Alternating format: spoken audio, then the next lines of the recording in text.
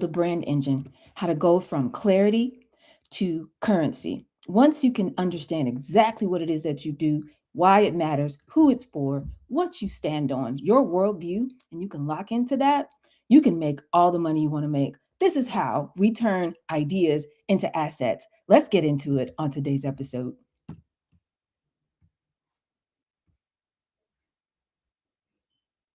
Well, good morning, good evening, what to do? How are you? Hooty hoo. Happy Tuesday, Monday. Look, I don't know what day it is. Happy Monday, too. I am the sound of money in your ear, Doll Avant. That's D-O-double-L.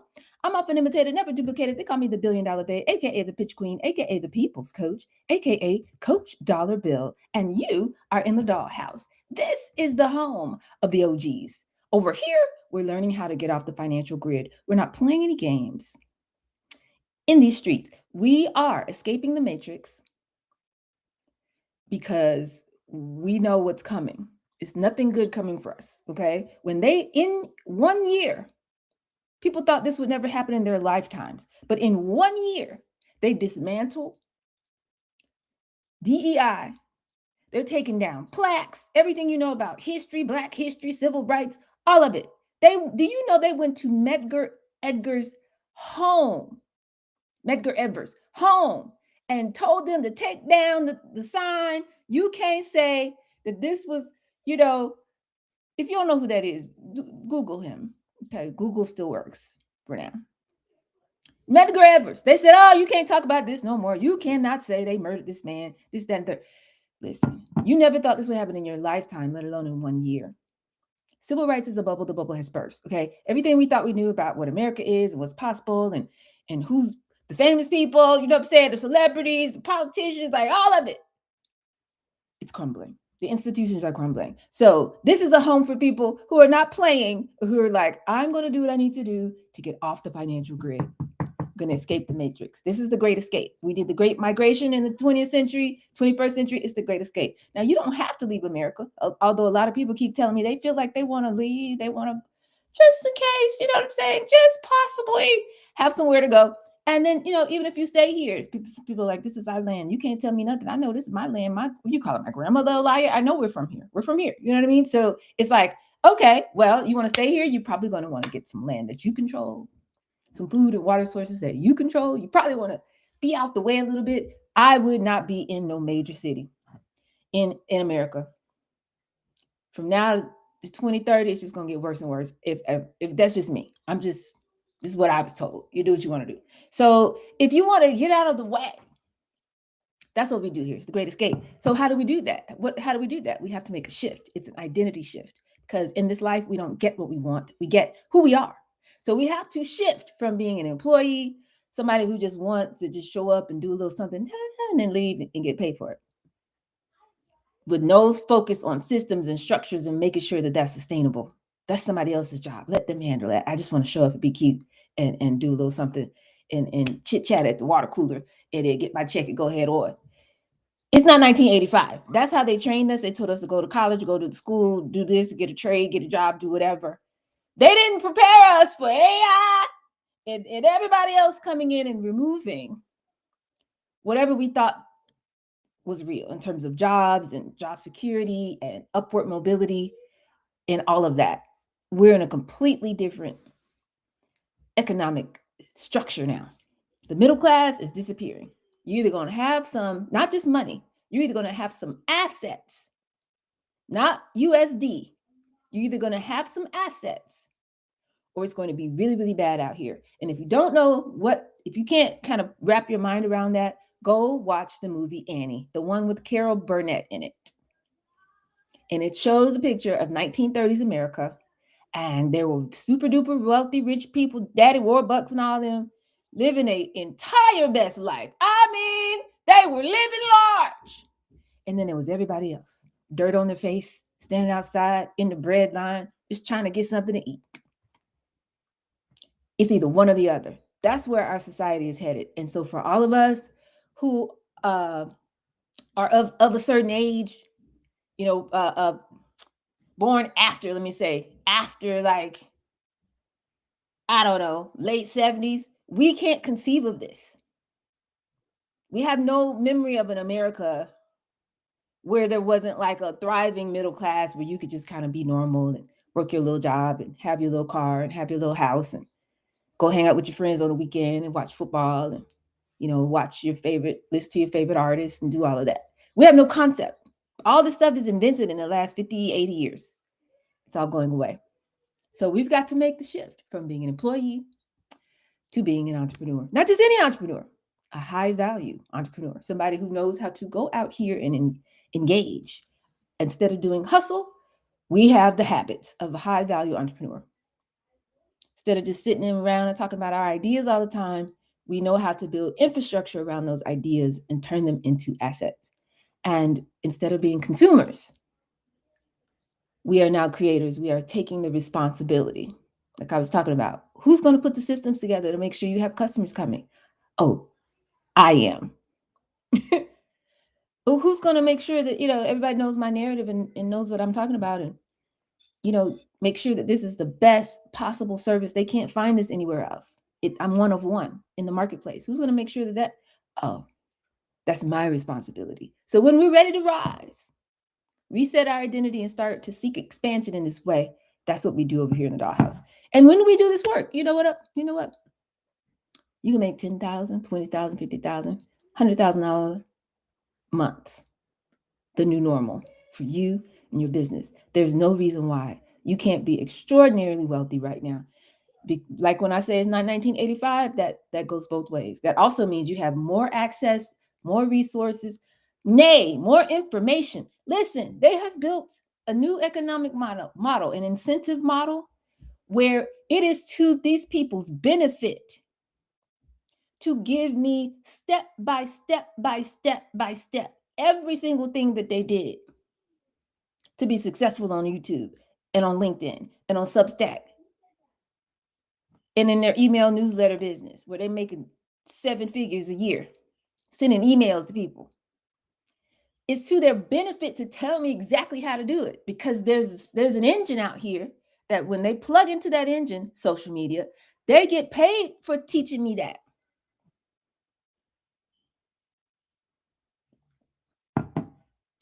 This has never been true before in the history of ever. It would be that they would gatekeep this information and not tell you what to do and not tell you how they're winning and keep it all secret. Black people still doing that. There's a lot of gatekeeping going on out here. But I said, nope, I'm telling all the secrets. I'm telling everybody business. When I find this information, I bring it to the people. Why? Because you know who doesn't share information? You know who doesn't do that? People who want to be famous. And most of our Black leaders, yes, I'm not calling no names, but I'm just going to say what I got to say. Most of our Black leaders wish that they could be famous. They want to be the rappers and the singers and the athletes. I'm telling you now, I'm not making this up. This is a real thing. They wish they could be on stage and wish they could be Beyonce and wish they could be, Jay-Z or whoever. But they ain't got it like that, baby. You just ain't got it. What are you going to do? And so then they get into these positions, but they still want to be famous. It's still driven by ego. It's like, well, I'm up here, but I'm not going to tell you how I got up here, because then you'll be up here and then I won't be. I need to be that guy. I'm telling you, this is what's going on. And so they gatekeep. And so they tell you bad information, or without calling any names, I've spoken on stages for her events. She's probably not as well known as she would like to be, which is part of the issue, but her company is outside. I mean, you probably have heard of her company. Certainly the white people, they get all the white people checks. And so this is like the third one of them from that kind of circle that have done this, particularly in the tech world. And now they're on YouTube because they done figured out, in addition to them brand deals and all that stuff, the company has stock and the company has this and the company owns that. They're like, well, wait a minute, I want some free money. So they came over here and started doing content, because social media platforms, if you plug into this engine, you get paid to tell people who you are and how you do what you do. You get paid to be you. You get paid to exist if you master social media. This is why I'm going to restructure everything I do. All of the mindset, all of the basic frameworks, all of the basic tools and skills that you need to go out and be successful in terms of talking to a human and turning that human interaction to a transaction, which is everything I give. I give so much and so freely. All of my proprietary stuff, I am making it available to people for very cheap or free. Very organized. You have the books, you have workbooks and things people can download, and videos, and workshops and master classes. All of this is just going to be so well organized online. The thing that I'm going to charge significantly for going forward is going to be access to me personally. Because first of all, have you done all the other stuff I told you to do? Don't come over here and you don't have a 5-star pitch. Like, well, hold on. You want me to come in here and do it with you? You're going to pay like I charge the W's. All right. Or you can get into our group sessions, which are, again, very cheap or free. And then I'm also going to charge when people are ready to get over themselves and they really want to go all in on social media. This is literally the best way to make money that's ever existed in the history of humanity. Literally anybody. If somebody can get them a smartphone and a Wi-Fi connection in the middle of nowhere on the African continent, they can start to generate revenue. It's unlike anything ever in human history. And so every toolkit, every framework, every process, every mentality, and what you'll find, by the way, 90% of it, no, not 90, probably about 60% of it, everything that I've learned from people who have millions of followers, who are making millions of dollars, 8-figure businesses on social media. Of course, they have other businesses as well, but people who are doing really, really well in this space, I've learned everything from them. I bought their courses. I've sat in the coaching sessions. I've called them personally. I got all the sauce.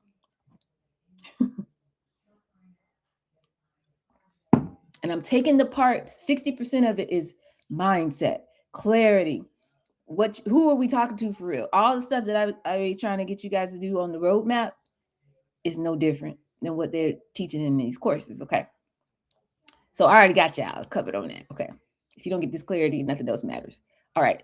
And then the very specific, okay, this is how I do this. This is what I do for that. This has changed here. 2026 is going down like this. I just left out of the meeting with the CEO of the head of this platform. The algorithm is going this way. All of that will be behind a paywall. That would be for people who are ready to stop playing games and turn their whole life force dedicated to showing up and building a personal brand online so you can scale your business for real, get past, a couple $1,000s here and there months. That'll be behind the paywall. Everything else gonna be super cheap or free. And that's what I'm doing going forward. So, and I'm going to do that for the people who know what they have, who have the clarity, who've made the decision. They've done the inner work. They're not resisting anymore, but they just don't know social media because they've been resisting it for so long. I hate social media. Like, what are you talking about? It's like, okay, fine. This is what I have to do. I'm going to teach those people, and they're going to have some money to pay for it because they've already been doing the work over here. So that's how I'm splitting. So I got some clarity on that today. So this is day 47 of the 100-day challenge.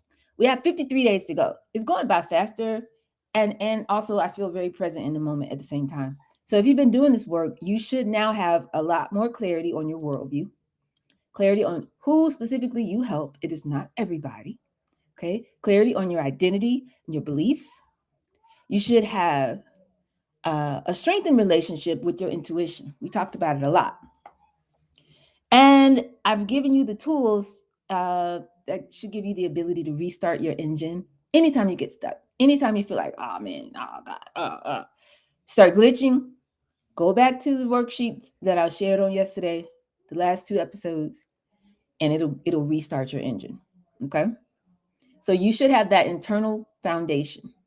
That's the basic parts that are going to make your engine run. So now we got to deal with this external presence, because you can have the clearest message in the whole world, which I know a lot of us are still working on. You could have zoomed in and done all of that, but if nobody hears it, you're still not cash flowing. You're still not cash flowing, right? So all that clarity is in the unseen part, getting a real clear sense of, okay, what am I doing? Who am I serving? How do I talk about this? Go out and test it. When I talk to people like that, they got it. Okay, bring that back.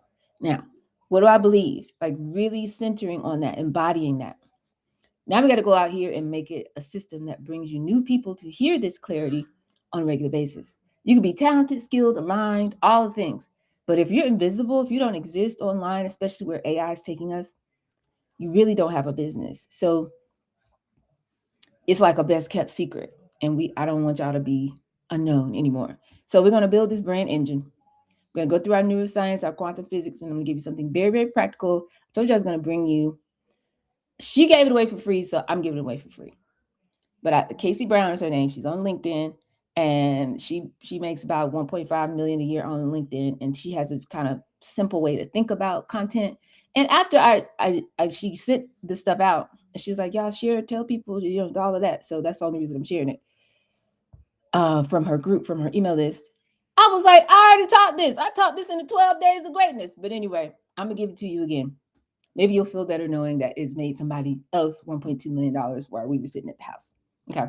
And I'm gonna help you to stop chasing virality and start building authority. We don't need to go viral. It's not 2005. Stop looking for vanity metrics and start looking for customers. Okay. So day 47, our clarity is gonna meet currency today. Now, let's start with the neuroscience. Again, as I said yesterday, I tried to prove it to you. My job is to give you receipts. I'm telling you not what I think, not what I heard, not what sounded good, it rhymed. Oh, this was cool. Let me throw this in there today. Because who has time? Turn to your neighbor and say, ain't nobody got time. We don't have time to just be talking, y'all. So when I come, I'm giving you receipts. I'm telling you exactly how your brain works. I'm teaching you how to use your own human technology, your brain. You're an interface between the unseen and the seen. So I'm breaking it down for you. So when you get discouraged and you get lonely and you get overwhelmed and you're like confused and people are like, that's not going to work. You don't have to be like, well, I just believe. I don't need you to believe. I need you to understand how your own human system is designed to function. Okay. So clarity is not optional. And I hope this is going to change the way you think about business. Clarity is not a nice to have. This is your competitive advantage. When you get clear on who it is that you serve, what you really stand for, like you should be able to answer those questions. I guess I got to pull it up again. You should be able to answer those questions like you standing on business. You know what I'm saying? It shouldn't be like, oh, yeah, I don't know. She sounds like she's still working through some things. Like it should be so clear. Like, oh, she does this for real. Like nobody should be confused or concerned when they finish talking to you about if you really stand on what you stand on in terms of your business. And until you could solve for that, things are going to be a struggle when they don't have to be. And so I really want you guys to just, I guess, get comfortable with the idea of being an expert, being known for something, like standing on something for real. And being comfortable with that. I think that our school systems don't train us to do that. They don't train us to like, because that means if I said what I said, that means that I picked a side. That means that somebody else might not agree with me. There's going to be a decision, a division, if you will. There's no lukewarm. We're no longer just in a safe gray zone. There's no gray zone here. It's either you can get with this, you can get with that. Like you listen, this is what I believe. Now, if you don't believe that, you go ahead on. There's some separation there. And nobody does this well without standing on something, which means it's not going to be for everybody. It's literally not for everybody. So you got to get really comfortable with that. That's number one. And the second thing is, I think that for some people, it might be difficult to kind of navigate this scenario where you have that much confidence in yourself, like to stand on something like that you can't see, but I just know I said what I said. I'm telling you, this is what it is. This is how the idea came to me, and this is what I believe. This is my worldview. This is what I know. That's kind of bold, isn't it? Yes. And that's what I'm trying to get. You're brilliant, but I need you to be bold as well so that you can stand in your zone of genius. That's the BBG Society. Brilliant, bold, genius. Stand in your zone of genius without anybody swaying you. because that's what anchors the business. If you don't do that, nothing, I can't build anything on top of that. You have a shaky foundation. Okay. So I need you to stand on your worldview. What do you stand for? What are we doing? Why does your work matter? Okay, so I'm gonna I guess pull all that up again for you guys in a second. But let me get through the intro first before I do that. Okay, so why does your work matter? Why should anybody care? If you're not convinced, how am I going to be convinced, right? But once you get clear on who it is you serve, what you stand for, and what outcome you're helping people to achieve, that's when things get different and your brain starts functioning differently. Okay, I talk every day now about your reticular activating system. What is that? That's the part of your brain where if you go and buy I remember my Range Rover was silver. It was cute, so cute. Silver Range Rover. Now I'm driving everywhere I go, I see silver Range Rovers. That's your reticular activating system. It filters out everything that's not relevant to you. And so we talked about this the last few days, but let's talk about it again. The RAS, reticular activating system. This is the filter. This is like y'all know, and back in the day, maybe in the 70s, I don't know, like at a hippie house, they had those little beads in the doorway instead of a door. It's like the beads. That's what your reticular activating system is. It's a filter between your conscious mind and your subconscious mind. It's like the screen door we used to run out the back door of your grandma's house. That's your RAS right there. It determines what gets in and what gets out.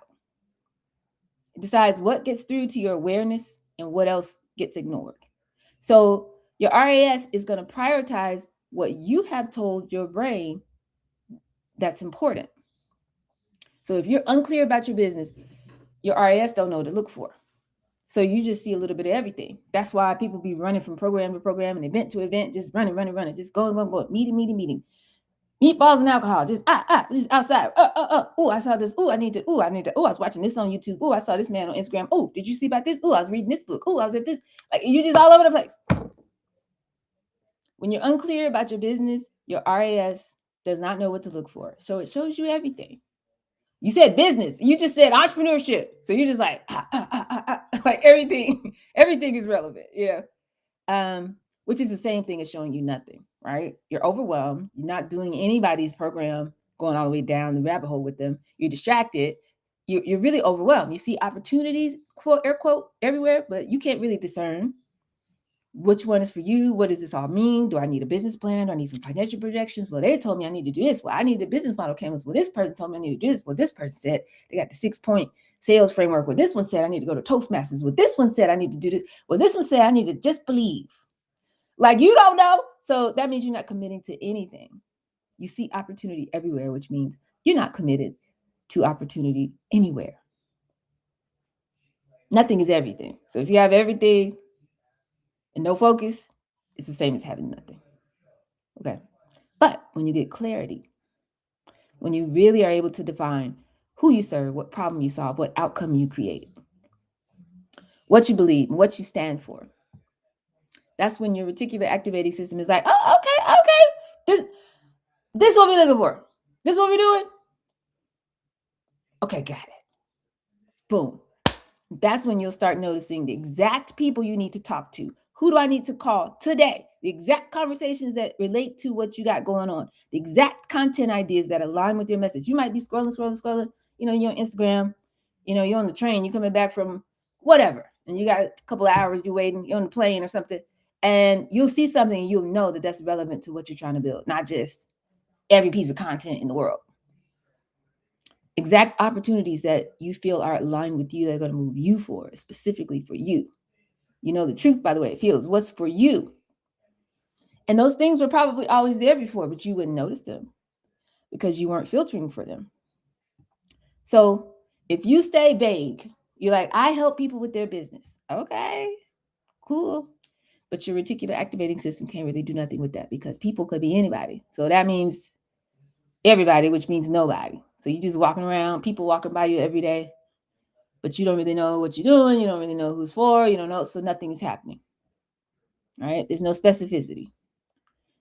So you stay in overwhelm mode. But what if you get clarity? I help visionary, brilliant Black entrepreneurs, creators, Folks who have these brilliant ideas, but they feel stuck in their heads. I help them make this identity shift, how to go from being an employee to being an entrepreneur, a high value entrepreneur. So they can hit $10,000 to $20,000 months like it's like breathing and start to build generational wealth instead of staying trapped in the financial grid. Now it starts to get different. My reticular activating system is now like, oh, okay. So let's say I'm at a networking event and somebody says, yep, they're just talking. I've been thinking about starting a business, but I just can't seem to get started. Your RAS is like, ding, ding, ding. These are your people. Pay attention. You scrolling on LinkedIn and one of your friends posted, I have all these ideas, but I don't know how to turn them. I don't know how to get started. I want to start a business. I feel like my granddaddy used to have a business, but I can't really leave this corporate job. Can I? Ding, ding, ding. These are your people. Time to send a message. Or you at the grocery store, people you in line. And okay, first of all, Publix is out of control. I mean, they need to expand their vegan section, but beyond that, like, in a good way, I mean, it's funny to me. But like, if you've never been to Club Publix in Buckhead, Atlanta, it's worth a field trip. I don't know if they're still doing this, but around my birthday they were. And I'm talking about after, I guess on Fridays, after work, it literally turns into the club in the deli, and they get the DJ and they passing out wine and all type of alcoholic beverages. It's meatballs and alcohol, but it's the club. It's Publix. It's club. Publix. Anyway, so there's some Publix, I don't know which one it is, where people will not use the self-checkout line. This is a new thing. I think it's Publix. And they will stand in this one man, they will stand in line for 40 minutes just so they can engage with this cashier. That's how big his personality is. It was on the news the other day. So let's say you at Club Publix or you in the line waiting to talk to the man. And you overhear somebody say, you know what, I'm just so tired of working for these people. Oh my God, I'm just so tired of working for these, oh my God, these corporate people. I thought I was going to be out of the job by now. My brain's going to be like, ding, ding, ding. These are my people. I can start a conversation. And that's all it is. It's just neuroscience. If you get the clarity, you'll start to see your people and opportunity everywhere. Because your brain is designed to work like this, y'all. We don't have to work this hard. All we got to do is get the clarity. The system is going to do the work for us. It's now your brain will start filtering for the exact opportunities that align with this business that you're trying to create. And that's going to put you in a loop, a good kind of loop, instead of spiraling down and crashing out. And I didn't make no money today. I didn't make no money yesterday. I didn't talk to nobody today. I didn't talk to nobody yesterday. I didn't do it last week and 2 months ago and 2 months from now. And then you're just spiraling down, crashing out. But if you get this clarity and then have the confidence to stand on it, you got to build enough capacity to hold on to it. The clarity is going to activate your reticular activating system. You're going to start to notice opportunities. But because you built the capacity, when intuition starts speaking, it's like, write a post about this topic. I was just thinking about that. And then I saw a quote and I was like, man, that's what I want to say to my people. Sit down and write the article. Don't just bookmark it and then 3 months go by and there's no space on your calendar for you to sit down and create content. Because if there were, intuition could speak to you at 9 o'clock while you're, in transit going to your appointment, your doctor's appointment. You make a note of it, make a post like this, write about this topic. Boom. Then later when your schedule says it's time to work on social media, you know what to work on because intuition already told you. So you go in there and pull out the thing you bookmark, you sit down, and then you write out the post. Now, if you don't know what to write, you want all these frameworks that give you exactly how to take all your ideas out of your head and make them so clear. That's what you need to get into the paid side of the dollhouse for. Because all of that's going to be over there. You don't even have to figure that out. But if you just sit down and make a post at the time on your schedule that says make a post, you won't be confused, right? So you get the clarity. It activates your reticular activating system. You'll start noticing opportunities. Intuition will be speaking. You'll take action. How do you coordinate all of that? Where your intuition meets your action, it's your schedule. It's your elephant diet. Just do it. It's not optional. This is one of the 7 habits of high-value entrepreneurs. If you don't have a schedule, if you're not anchoring your brilliance into time with a calendar, There's nothing I could do to help you. You're stuck right there. Okay. But if you have a calendar, you're taking action intentionally, you will start to get results. Things will start to happen. You'll take that feedback, and now that's going to give you more clarity. It's a loop. So these things start to compound when you follow your intuition. First of all, mind your tea and grits, thoughts, emotions, actions, giving, receiving. That's your feedback loop. Intentionality. That's my clarity that I'm talking about. Time. That's your elephant diet. Don't play about your schedule. And the state of your nervous system, keeping it in a state of safety and not all over the place, regulated, not dysregulated. If you mind your tea and grits all day, every day, then I'm giving you this exercise. I'll go through it again right now.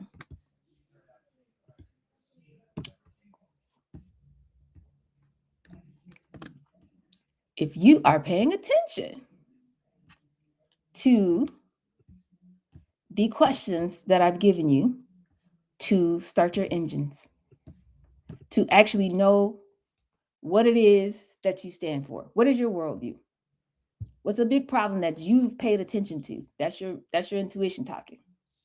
A big problem that you have paid attention to. Out of all the problems and all the things in the world, this is what you have leaned in on. What do you believe about how the world should be? What's the big idea? If people start using your product, service, and solution, how will the world be different?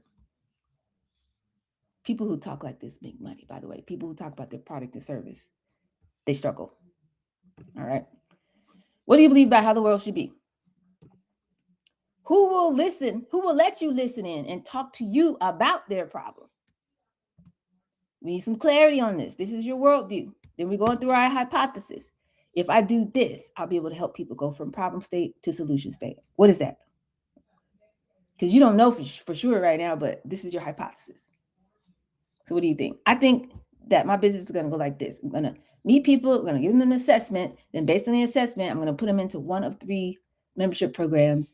And I only have to show up, once a week, or even if I'm doing something every day, but I do the group thing once a week and, they get whatever. It's a hypothesis. What is that for you? How do you think people feel in their current problem state? I need all the language you should have. Bullet points, paragraphs, and all types of language around how people describe the way they feel in their problem state. How would they describe the outcome that they wish they could have? Not what you tell them they should have. Like I'm not going to go up to people and say, you need a regulated nervous system, because they don't wake up in the morning saying, I wish I knew how to regulate my nervous system. What they say is, I wish I could make some money. I got these ideas, but I don't know what to do. So I'm going to say, when you work with me, you go through the process, you're going to know exactly how to intentionally and on purpose go out, talk to a human, turn that interaction to a transaction, and then build a system around that so that happens predictably, because that's what they want. Okay. And then you want to talk about the steps that get them from the problem state to the solution state. That's the beginning of your framework. Okay. Then you got to be willing to immerse yourself in their world, learn their language, network, or build connections, research and study, know what they've already tried before, and know why yours is different and why it's better. This is a commitment that you have to make to your audience, and so that you can identify things that other people are not addressing. Get really clear on who you help and how you serve. Language they use. Where can you find them? If you don't know this, that you haven't spent enough time meditating on this. Okay. What do you help them to do? What's the journey from the problem state to the solution state? Why do they care? And what's at stake if they don't get this right? So you should be able to fill this sentence out. I help who to do what so they can what? And then instead of, or without, or even if what? That's whatever their obstacles are, the big stakes at hand. You should be able to answer that. Now we make this our whole identity. It's not just, man, I need to make some money. I'm out here, got this business, right? I'm trying to do something right quick. No. I'm a self-made multimillionaire. When I started out, I did not come from, well, I did, but I didn't know. My grandparents had money. Nobody told me. Okay. So I didn't come from money. I didn't grow up that way. Okay. Black girl from Atlanta, Southwest Atlanta. And I figured out this corporate thing is not for me. I'm not doing that. I'm not sacrificing my soul to these people. I can make this money myself. So I started shadowing CEOs, and billionaires started taking me under their wing as a mentee. And I did do some corporate stuff. And what I learned was, if you have a worldview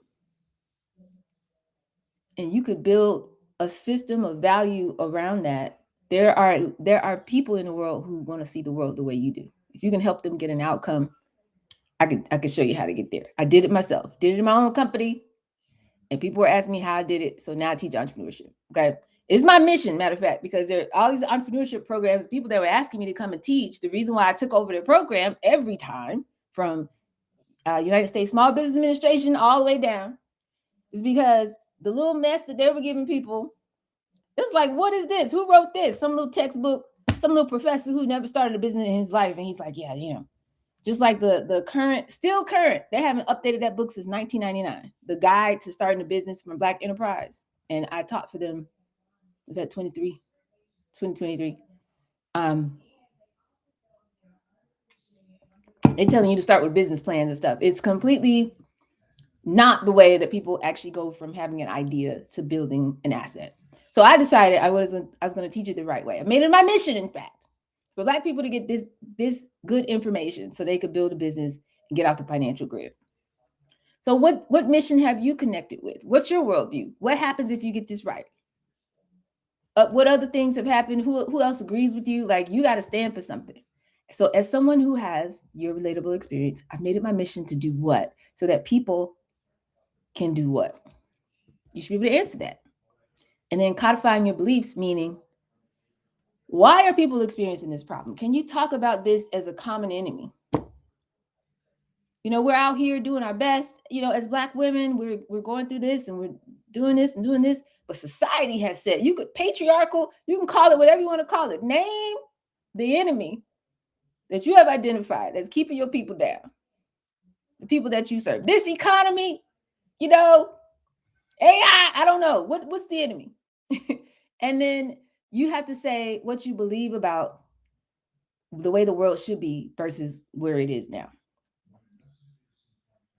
What's possible? If you keep going this way, we're always going to be suppressed, always carrying the load, always doing too much, But that's why I discovered that yoga was a path out of that. And I realized that if people get back in touch with themselves and learn how to breathe, and part of self-care and just simple things that we could do with our own bodies and stretching and things like that, you'll be more in control, more in balance with the things that matter most to you, your relationships, your finances, and your business and stuff you want to build and create, and your children, and whatever, your health. And be able to talk this way. I believe that's why I started this business. For who? This is not what most people do out here now. This is not like regular working out. Y'all in there going to the gym doing all that, but you're not addressing this part. So this is not just, lifting weights. This is realignment or whatever. I don't know. But you should be able to talk like this. If you master your pitch, this is how you start your engine. So I know that I went over that for the past 2 days. I wanted to bring it back up because that's what I mean when I say clarity. I'm not just talking just to talk. I'm not just saying like, have a clear target market. No, that's not what I'm saying. The amount of clarity, the amount of confidence that you have, let's say it that way, in the clarity around those questions that I just went through with you, that's what activates your reticular activating system. You're going to notice opportunities differently. Things are going to come to you differently. You'll be taking actions differently, which means you're going to get different results. And then that's going to feed into that feedback loop and give you even more clarity. It's a loop. Okay, so if you shift it to your identity, like we just talked about, it's going to train your brain, and it activates, what's the term? Neuroscientists call it identity congruent behavior. Okay, so that means you have a self-concept, a story about who you are, and your brain is always going to act in ways that are congruent with that story. Okay, so if you keep approaching your business like, I don't know, I'm not sure, I'm just trying to figure this out, like I'm new, I don't know, like I'm learning, I'm trying little things, but I don't really know what I'm doing, I don't know. Your brain is going to align with that. Okay, bet.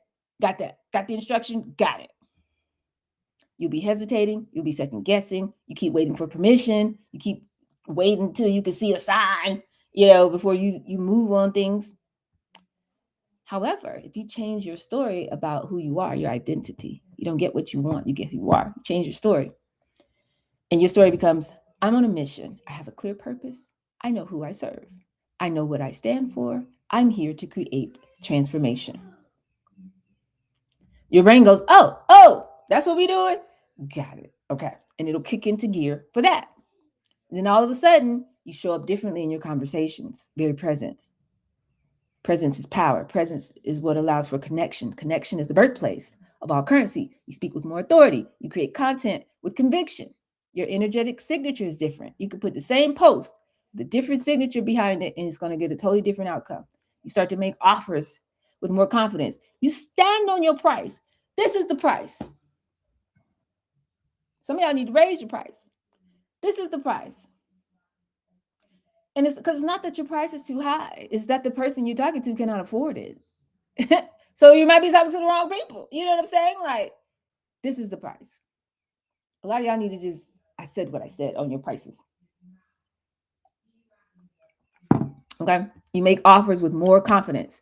You don't have to fake it anymore. You shifted. Remember, we reset identity and seek expansion. So you want more money, more clients, more opportunity, be on bigger stages. You want more of everything.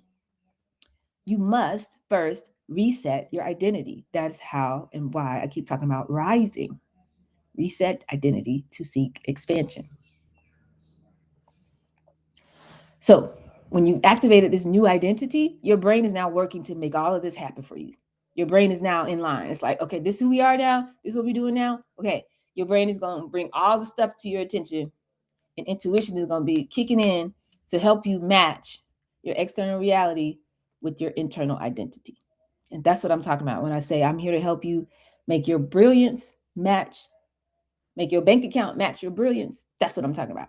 This is the power. It all comes out of clarity, though.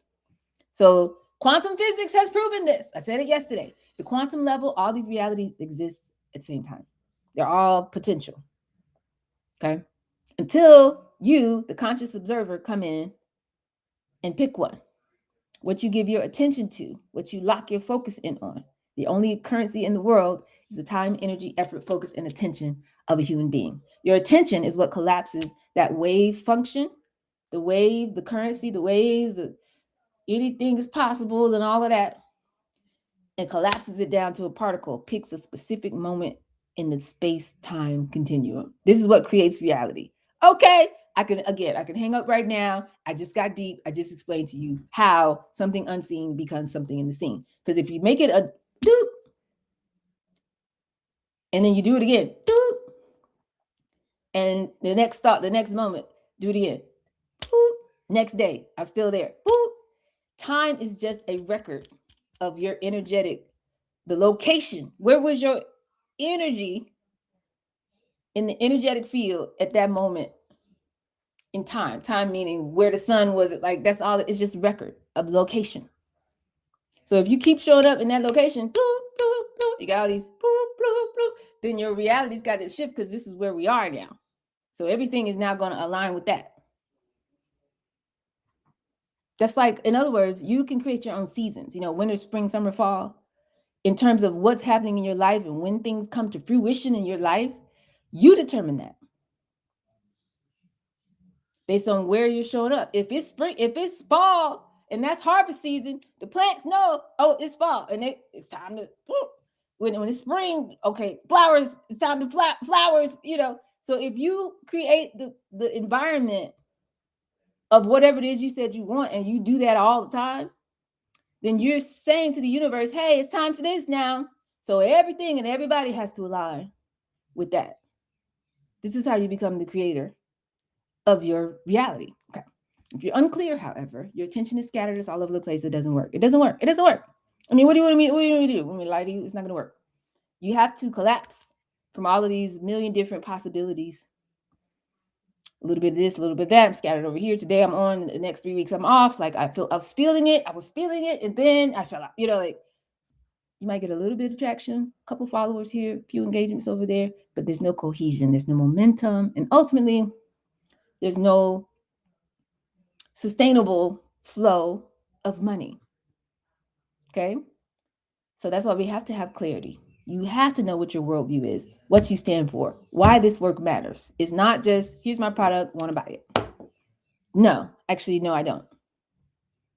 But when it becomes a worldview, something that I could believe in, something that I could lean on, a story that I could go repeat and tell somebody, a meaning behind what you do, that's when it gets different.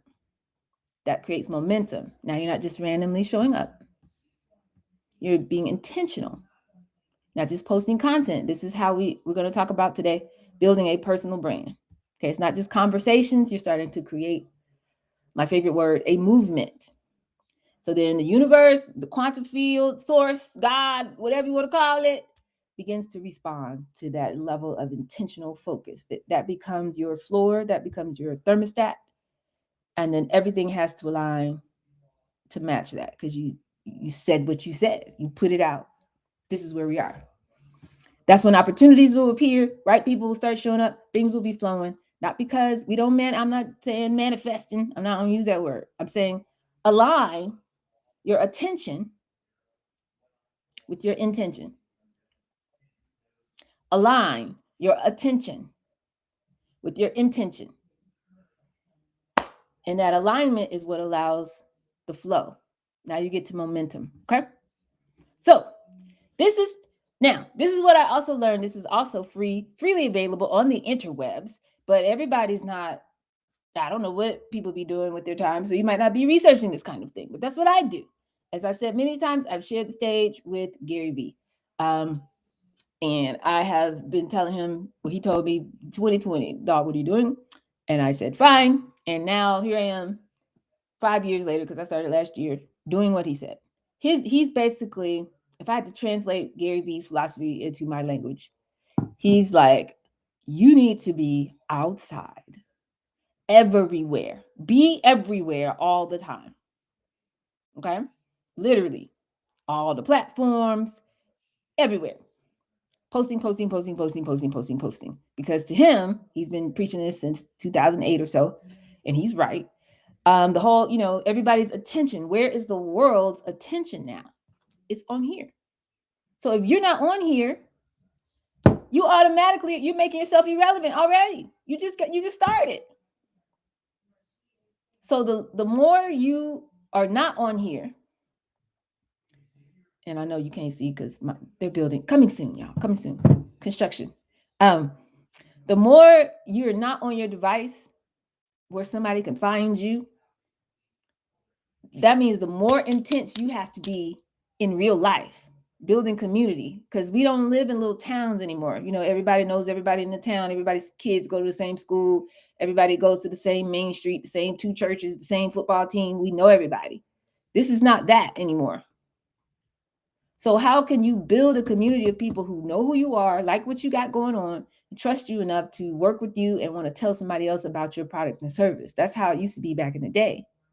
But you have to recreate that. And if you're not online, even more so, you have to create that.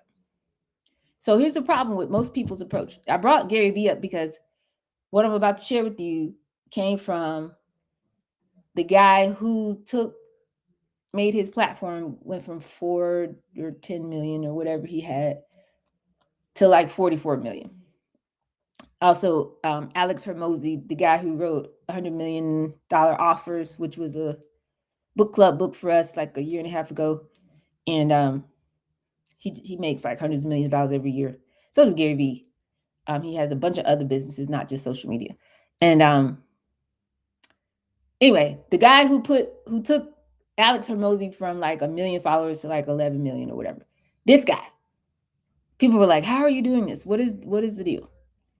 And this is how he approaches content and personal brand. So that's what I'm going to tell you today. And like I said, you can Google this. It's not a trade secret or anything. But this is where you need to be thinking about it, okay? So most people approach building a personal brand like they see somebody who's successful on social media and they're like, okay, I want to do what they're doing. So they start copying their posting style, their content format, their frequency, the hooks that they use. They start copying their actual, intellectual property. They start copying everything they do. And then they wonder why it doesn't work.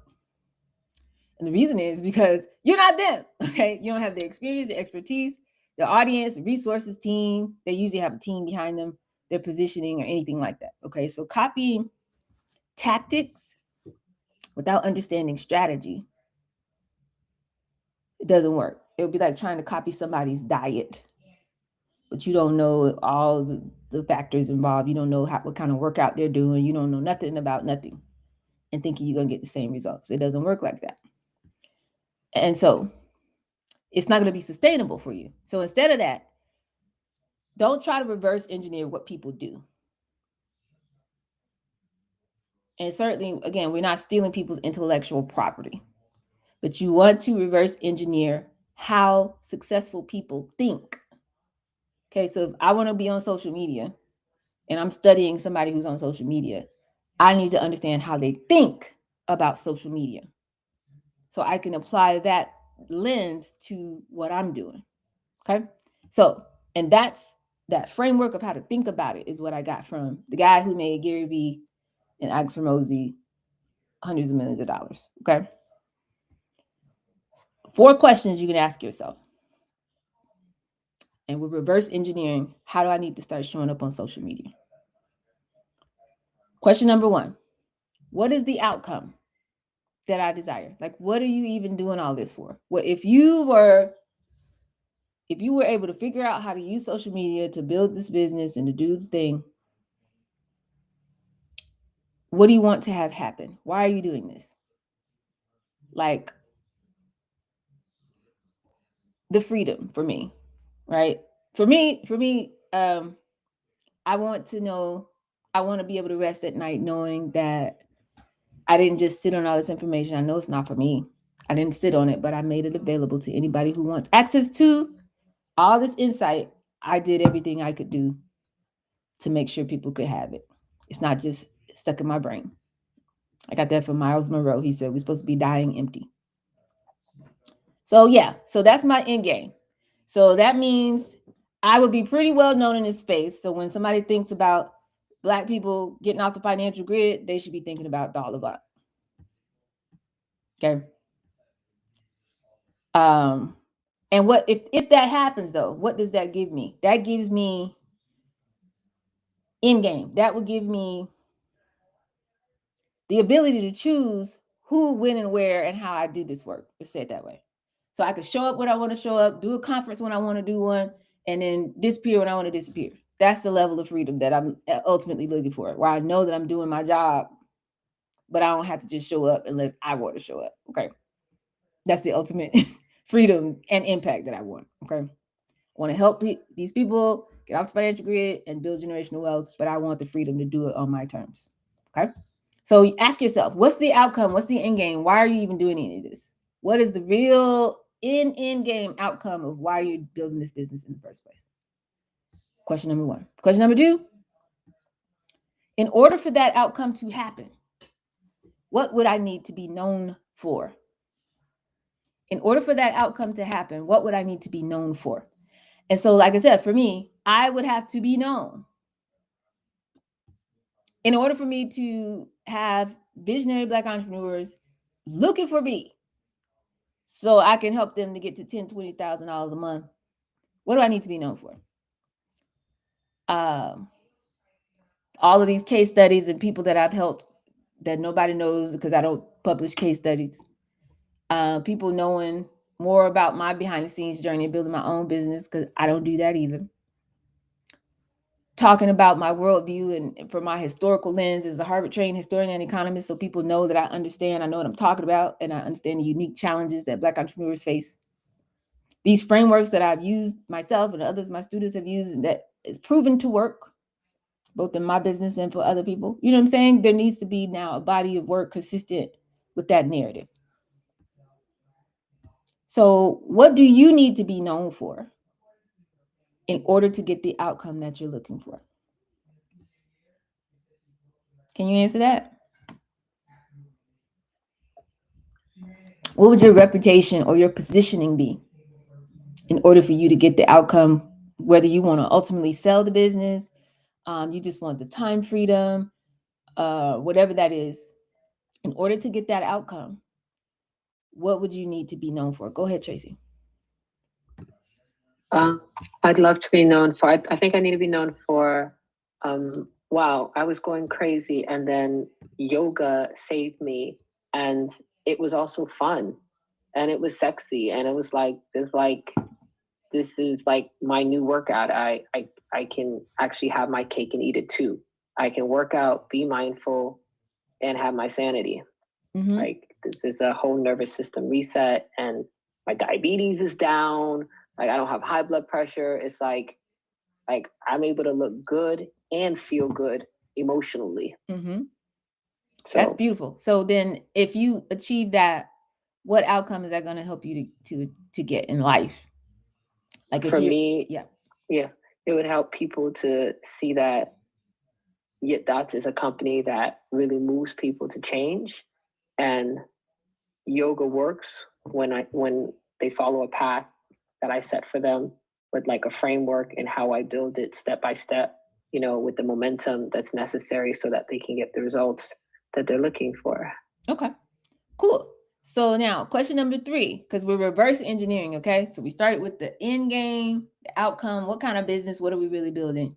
What are we really doing? Then, what do I need to be known for to get that outcome? Boom.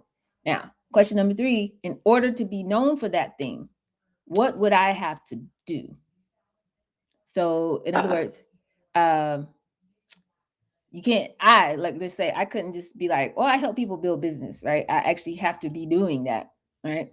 Building my own business successfully, but posting about it on social media though, helping other people build their businesses, which I'm doing very well, but posting about it on social media, documenting the process, sharing the frameworks, showing the results, right? So I can't get on the other side of what I actually want if I don't post on social. So because I went through this process last year, really a year and a half ago, with Gary Vee, that's why I made a commitment to be everywhere on social media. So, what does that look like for you? What do you have to do in order to be known for the things that you want to be known for?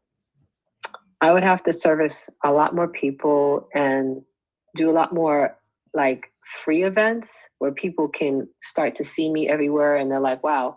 And then I need to take somebody through a journey that others can witness online. I notice when I do lives and other people are in it, whether it's my mom or another person from the dollhouse, or it's just, somebody that I met at the beach and they happen to agree to be videoed, and people want to see that more. They like other people on my lives. But if somebody could actually be taken through a journey, like even if it was a 7-day journey or a 30-day journey, something that somebody can have the bandwidth to watch and like every day, like, okay, this person was here and now they're here. This is how they feel now. This is how they feel then. This is how they feel now.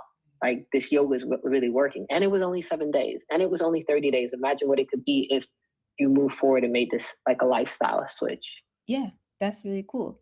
So that's for everybody. What would you have to do to be known for the thing that you need to be known for to get the outcomes, the reason why you started this business in the first place? Okay, what would you have to do? And then write this stuff down or take notes, because this is going to help you. This is clarity. That's why I always say, who has questions? Like, if y'all not asking questions, then I'm like, we don't know where we are in the energy yet. Questions lead to clarity. So that's why I'm asking you these questions so you can find where you are. And then question number 4, we're backing up. So in order to do those things that I need to do, to be known for the things I need to be known for, to get this long-term outcome of why I even started this business in the first place. In order to do those things, what do I need to learn? And that's going to help you see where you are right now today. What do I need to learn to be able to do the things that are going to make me known for what I'll ultimately be known for so I can get this outcome that I want? So I'd for have to be able to learn systems. Like I'd have to be able to know CRMs, you call them. CRM, I customer would ha- relationship management tool. Yep. yeah, I would have to be a skill at CRM so that like last week I missed like 2 appointments and that's kind of messing up my money. And messing up the person's confidence in me because they know I don't even have a lot of clients, but I'm searching a lot of clients. So if I got more, how is my availability going to be in consistency? Mm-hmm. And I would have to have a system set in place where I feel less bold and like easy. Like, yeah, set up the, like, just like you, like when you're like, okay, here, set up an appointment. You have your Cambly, I think it is, and then we set it up, and then we're there, and you're always there to receive us. So having systems in place where I can um, up my clientele and my productivity and feel confident that I'm going to meet my appointments. Yeah. So internally, we have things that we need to better manage our own schedule and operations. Um, Working with certain tools or AI and different things, maybe that'll help some of us go faster in some of the things we're doing. For me, I really had to become a student of social media because there's no way to get to the end game where I'm headed if I skip the social media part of it. Well, there is a way, but I told those people no. So I had to learn social media to maintain creative control of my brand, my intellectual property, and to do it the way that I do it. If I get a deal with one of these streaming networks on my terms, not the ones I've turned down, it will be because I built my audience and I did it authentically my way. So I have to learn this skill, right? And it's not something that I could just bypass or overlook or try to outsource. I have to know what I'm doing. So even when I hire people, I'm managing them towards what I know to be true, not just, hey, y'all go figure it out. Let me give you some money, you go figure it out. Like, no, I have a very different approach to spending money than most people do. They'll never understand. You just watch me, watch my smoke, watch me work. Okay. So I build wealth, not riches. You can see riches, you can't see wealth. Okay. So I had to learn all these things, but the things that I know, so there's a gap between, okay, I'm not sure how to do this. I got to learn about this. And then there's some things that you already know, though, how to help people get a transformation, how to produce your product, service, solution, how to get people a good outcome in your business. You already know how to do that. Or maybe you don't, depending on where you are. Like when I teach this to younger people, they really don't know. They just have an idea, like somebody needs to do this. But I'm like, okay, so how do you achieve that? I had one of my Spelman girls. She said, I want to have an agency that helps these corporations speak to people of my generation because they don't know what they're doing. And I'm like, facts, they don't. I said, but how do you speak to your generation? Like, what's your framework? Like, what's your approach? How does she don't know? She's 20 years old. She don't know. She's like, I just know what's good. I just know what people like, It's very amorphous, right? So she needs to learn how to translate that instinct into the language that people that run advertising budgets and chief marketing officers and all the people that she's going to be engaging with, she needs to learn how to translate her instinct or her ability to do focus groups with people her age, translate that into the language that they need to be able to present to their bosses to get a budget approved to work with her. She would have to learn that, right? Or like the basic things like learning how to get your brand stood up and learning how to show up on social media, which, like I said, that's going to be all in the paid part of the dollhouse where you can every single tool and framework. You don't have to figure nothing out. You don't have to figure out, well, how do I show up? How do I write these articles? How do I? It's all in there. So have to learn some things. So the things that you know, you need to be posting yourself doing that more, working with clients more, picking out whatever it is that you do in your work. You need to be broadcasting that. Working with clients, doing group coaching,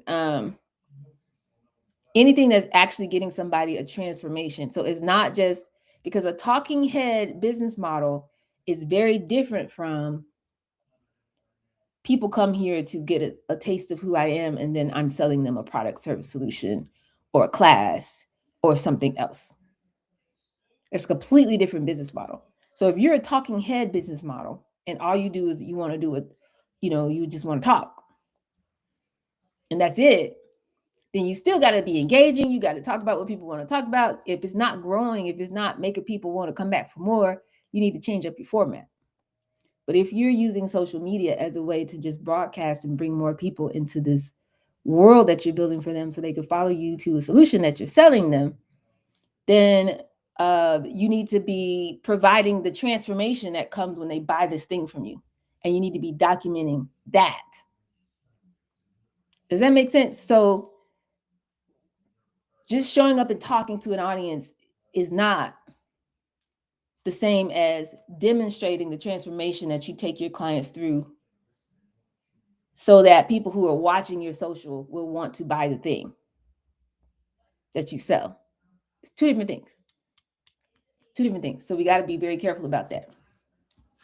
You want to take them into a transformation because you can build an audience and do well with that, and then you can sell them shoelaces, but it takes a lot longer versus if you're focusing on demonstrating the transformation. I had this family of four. Before they worked with me, they were doing this. So then I came in. First of all, I opened their closet, or I opened their refrigerator, or I went in, we did the stress test, we did the mirror test, we did the. Where are you at right now? I looked at their hair, these hairdressers. I did an assessment. Oh, girl, child. Okay, listen. First thing we got to do, everything is, we got 5 inches of dead ends. You see that? We got to cut that off. Boop, boop, boop. And then, okay, go to the closet. What's all this? If you don't wear it, if you haven't worn it in years, it's out of here. It's out of here. Declutter, whatever that is. So I took them through a process. I assessed them. I took them through a process. Then I gave them some new structure. From now on, you're going to do your meals like this. You're going to do your clothes like this. We're going to give me your sizes. Give me the kids. Give me what they need. What's the style, inspiration. We did a mood board for everybody. Then I went to the thrift store and I did this and I did that. And now everybody's chilling. And then by the end of this video, we see the before and after. That's what needs to be on social media. They need to see the transformation. Because being a talking head it takes a lot longer to build an audience because we're starting later than people who were doing that before. Okay. But people love a good journey. So that's my point. And question number 4, what do I need to learn? So the things that you need to put in place in your business in the background, get you a coach, somebody who's been where you're trying to go, who can give you some tools to help you out with that. Scheduling, operations, basic things for super basic branding things that you could do yourself. You don't have to spend a lot of money, like your landing page, whatever that is. But also the things that you're learning, the journey that you're on, film that and share that with your audience. Hey, I was studying this book, I'm researching this, and this aspect of, this framework that I've had, and this is what I learned. So you do a series on that. What do you guys think? Tell me what you learned. This is your content strategy. I was talking to a client, I'm implementing this new part of my framework and I really wanted to see if this was going to work for them or not. And so I was talking to them today and we had this insight. Both of us we just looked at it like, wow, we never saw it this way. Because actually, what you learn becomes the foundation for your social media strategy. Okay. So this framework is going to help you clarify your starting point for everything. So I just gave you how to interview and audit yourself. All those questions. What's my worldview? What's my identity? What are my beliefs? What do I stand for? What are we doing? That's the energy that should be embodied in your elevator pitch, your 5-star pitch. I just gave you that. I've been talking about it for 3 days. Okay. Now, this framework I just gave you, those 4 questions, it works backwards from your desired outcome. So instead of talking about what should I post today? No, that's not where you start. You have to define where you're going, your ultimate in-game outcome, how people need to see you, what you need to be known for. Then what actions do you have to take to become known for that? And then what skills you need to build and what conversations you need to be having as you're learning right now. And those skills, conversations, and what you're learning, that is where your social media starts. So if, I'm getting organized today, I started working with more clients and now, because I have 3 speaking events coming up and so you could put a post out about, so I had to get my schedule together and then tie it to some principle about yoga. It's all about getting alignment with the What are some tools and some things that you've done to help you get more aligned? And by the way, we're having every Saturday, whatever, we do a free online class. You can do yoga from your house. Join us on Zoom. Link in bio to help you get more aligned. That's social media content. Well, guys, we're done. We're moving into a new space. I never had a physical location before, but we are now. So countdown to, my big dream has always been to have a product on the shelf. And we're about 9 months out from that. But first, we got to move in. We got a commercial kitchen. We're doing this, we're doing that. And I'm all over the place. Y'all come with me. Today, you come in and you view the space. The next day, I got all this stuff in the garage. Now I got to get it out of storage. And now I got to get it over here. I realized I'm going through my pots and I realized, you know what? Everybody, you don't really need all this equipment to really well at home. Home chefs can do well. You need 4 things: boop, boop, boop, and boop. Have a whole video on that. What are your favorite things in your kitchen that you use? Are there anything that you feel like? Do you feel like you lose something when you're trying to go from grandmama taught me how to cook, but now I'm trying to be plant-based? Is that something that y'all deal with? This is how I handled that. Bring me on a journey. And I'm in there. That's how you build real connection with people versus every time you show up, you're trying to be super polished and you just da da da da da or blah blah blah blah blah. Like, you don't have to do that. You could just be on the journey. After a successful corporate career, I've been doing this, and I never thought I would have to start over, but here I am. And you know what? I'm really good at this. I'm really good at this. I've done it for my friends. I've done it for my colleagues. I've done it for here. I've done it for. Now I'm gonna show y'all how I do it. Let me take you on a trip with me today. We're going to the thrift store. First thing you do when you walk in, this is what you look for. First of all, what part of town are we in? That's how, don't just go to any thrift store. You're going based on this. Then you go in and you look for da-da-da-da-da. Then da-da-da-da-da. Now, here's how you know if an item is quality. Da-da-da-da-da. Well, this is why I never go to Plato's Closet. Or this is the secret place online that don't nobody know you can go shopping and get good stuff. Like, whatever that is, take me somewhere with you. Like, that's social media as opposed to whatever we had in our mind. But we got there by reverse engineering it. So I hope that makes sense and helps you to clarify.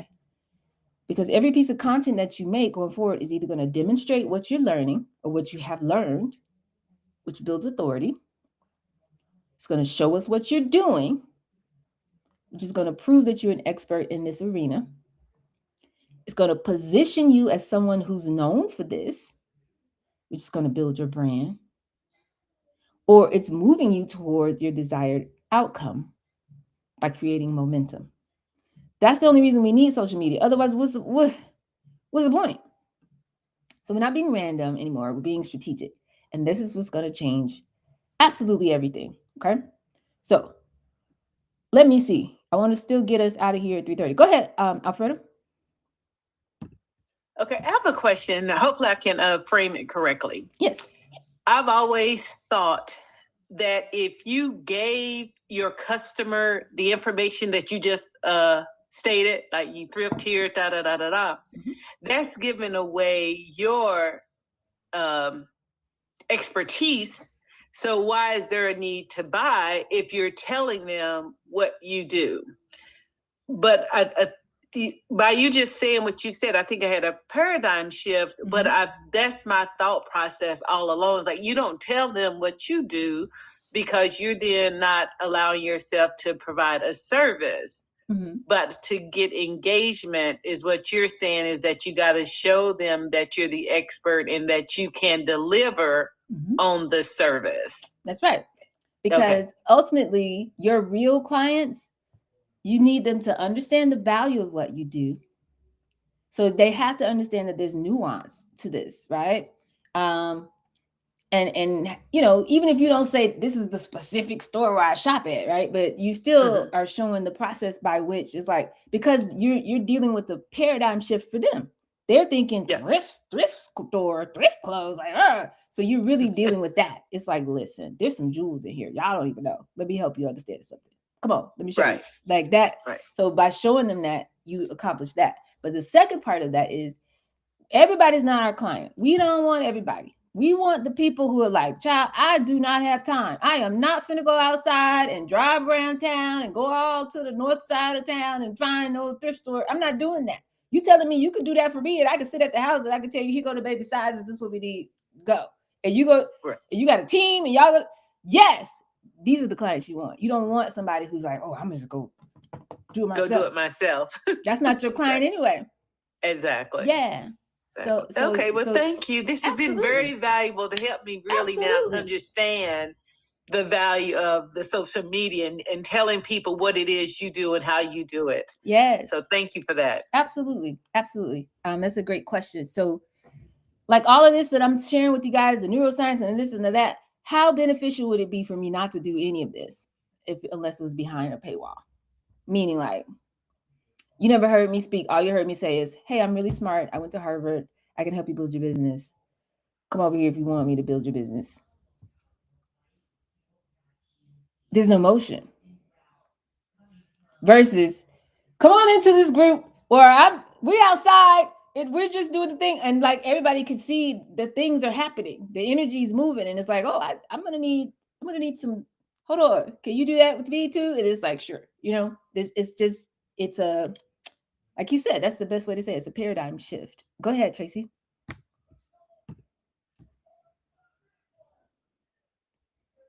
Okay. Also, I was going to say, Alfreda, another market too is people that are in the movie industries. They're always looking for clothing designers. Excuse me, I'm eating some watermelon. They're always looking for clothing designers and people that, like, I only shop at thrift too. And people often ask me about my clothes because they don't look like other people's. And I get uneasy when I go to a store and I see medium, large, extra large. I don't want to think that there's 100 people wearing my clothes and they're all there. I want to think that there was some kind of destiny between me and the clothes, some kind of energy that brings them to me. And people that shop at thrift stores, I feel like they have a common thing. And you that do this for a living for people, you can actually do this for the movie industry, especially here in Atlanta where it's so busting.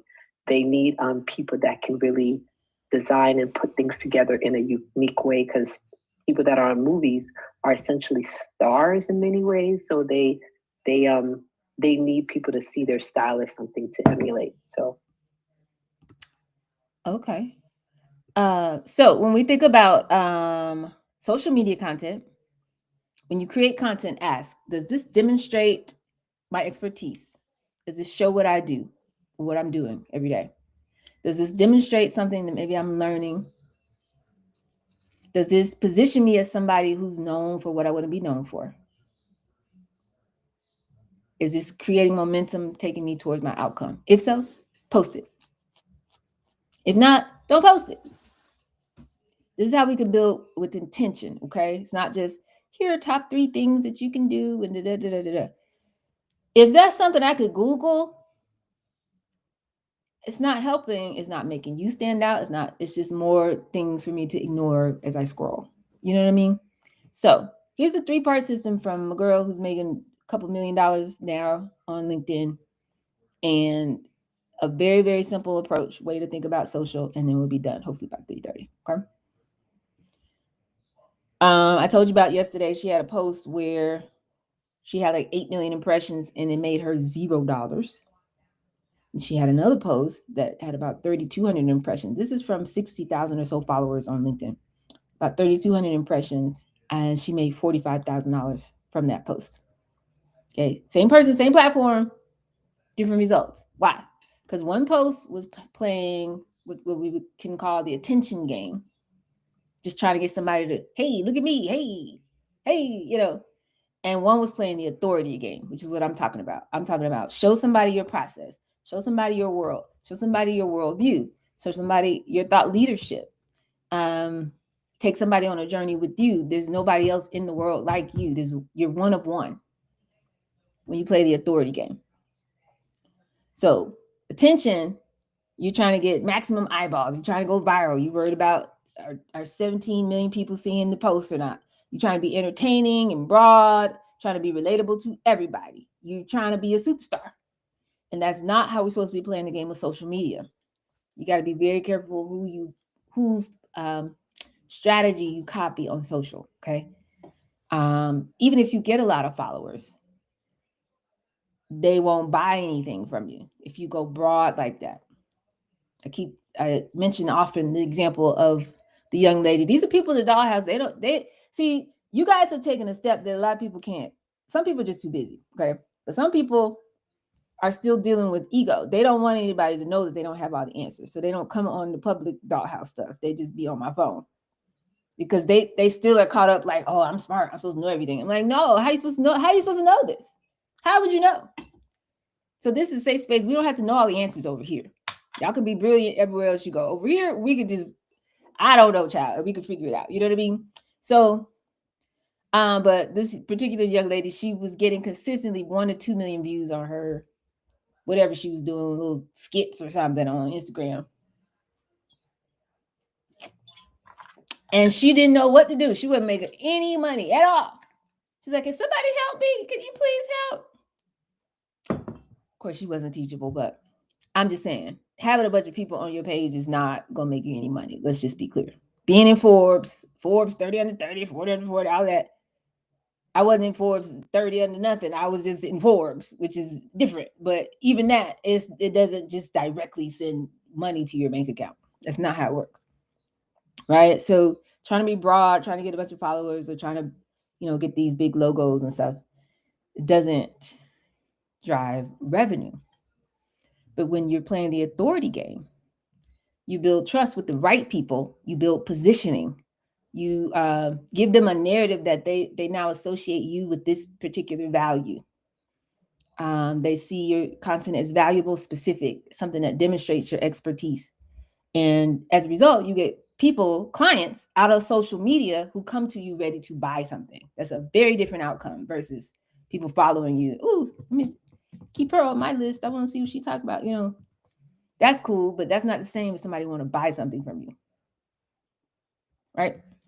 And I need y'all to get off the financial grid. I'm not trying to tell you how to become a celebrity. That's a completely different class, which I'm not going to teach. I could teach, but I'm not.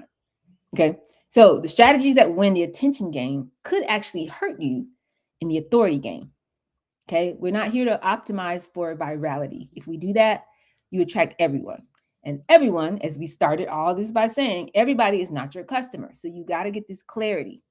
And then the algorithm gets confused. So it starts showing your content to a bunch of random people, keeps bringing you more random people. You don't want a bunch of random people. You want the right people. Okay. So that 3,000 right people on that post was worth more than 8 million random people in that example I just gave you. So how do we do this? Three-part process, which is built on all this clarity that we've been talking about. Number one, strategic positioning. Being known for one specific thing. Very, very clear. Not I help people with their business. Not I'm a leadership coach. I'm a marketing expert. What does that mean? One specific thing that one specific person has a specific problem with that you help them to solve. So my homegirl that I'm talking about, that's my LinkedIn coach, she says, I help executives and founders who are great at what they do, but invisible online, build personal brands that generate revenue. Love that. Very, very clear. Super duper clear. You can hear it. You raise your hand. Oh, that's me. Yes. I'm talking to you. Right? I help Black visionaries, creatives, and entrepreneurs who are brilliant. I help them to learn how to make their bank account match their brilliance so they can get out the financial grid. You're like, oh, yeah. So if you think of yourself as brilliant and you Black and you're a visionary, creative, and entrepreneur, and you know your money ain't matching, it's not matching with your mental abilities, I'm talking to you. So you automatically gonna be like, okay, what are we talking about? You know what I'm saying? You got to be crystal clear. So who are we talking to? Who are we serving? And what do we help them to do? Y'all got me? So again, back to her example. She's on LinkedIn doing this. She's talking to executives and she helps them get build revenue generating personal brands. That's it. Saying no to everything and everyone else. Not super generic marketing advice, not content for people doing tech startups, and finance, personal finance 101 and all this kind of stuff. No. Because she was doing that for 7 months on LinkedIn and wasn't really making no money. Once she narrowed her focus, she hit her first $50,000 a month in like 90 days or something like that. Just by having clarity and positioning. Okay. So why is that important? Number one, it's going to drive word of mouth. When you become known for one thing, people can actually go explain your value to somebody else. And what do I always tell you guys about? Your 5-star pitch, the 6 R's. One of them is it must be repeatable. Your pitch should be portable. It should be able to go home and say, listen, I met this lady. I was at this workshop and listen, they should be able to tell somebody what you do. Oh, you need help with this. So when people say you need help with LinkedIn, they tell them, oh, you need to go check out Casey. But if you do a little bit of everything, people can't refer you. They don't know what to do. You know what I'm saying? Because they don't know what to refer you for. So the more clarity you have, the more people can tell other people about you. You become the obvious choice. There's no comparison shopping. You are the person for that thing. So the sentence, now this is what trips me out usually when I'm going and doing research and I'm talking to my coaches and I'm making sure, they telling their people the same thing I'm telling y'all. They charge $10,000 to do this. I've been telling y'all, I help this kind of person who struggles with this kind of problem to get this kind of outcome. This is literally verbatim what she said. She said, if they can't answer this, they can't go no further than that, dog. I'm like, I know, right? Anyway, you have to get clarity. Who do you serve? What do you help them to do? What problem are you helping them to solve? I need the clarity. Somebody want to try it? Feel free to come off of mute. I need to hear it. I need to hear it so clear. Even on Thursday nights, y'all be talking. I'm like, okay, who do you help? What specific problem? And what outcome do you get? It's got to be so clear. They need to know who to talk to about this thing. Okay. And some of you have it, but some of us, we're not saying it that way and knowing the importance of saying it that way. Okay.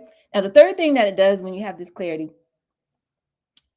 because again, we're not posting content to get engagement, like likes and comments and shares and these little dopamine hits. That's not what we're doing.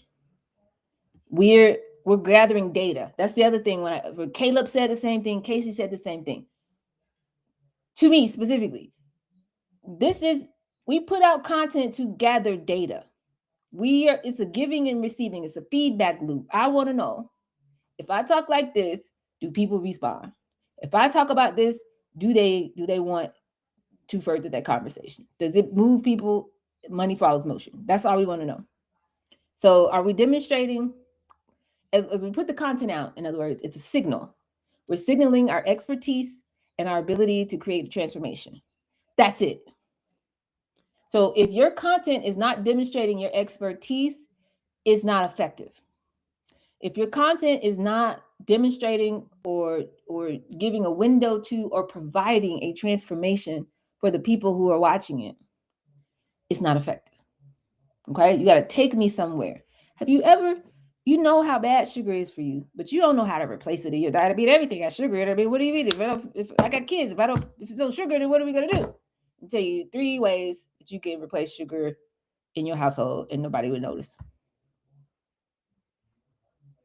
Expertise, transformation. Do you have back pain? You just wake up in the morning, you just started the day, your back is already hurting. A lot of times we can relieve a lot of, especially lower back pain, just from how we stretch and what we do. Let me show you three unknown or underutilized, little simple ways to stretch and do this, do that. Eliminate back pain without taking a bunch of medicine, doing all this, do all that. Like that. Just demonstrate it. Expertise and transformation. Okay. So if you get that part right, y'all, you can break down your content and just show up as this every, let's say we got 5 days in a week or 7 days if you're posting every day. 20 to 30% of what you post should be authority content, personal stories. Most people think this, but it's actually that. Contrarian takes, observations. Y'all know this is going on out here, but this is what I learned about it in my experience.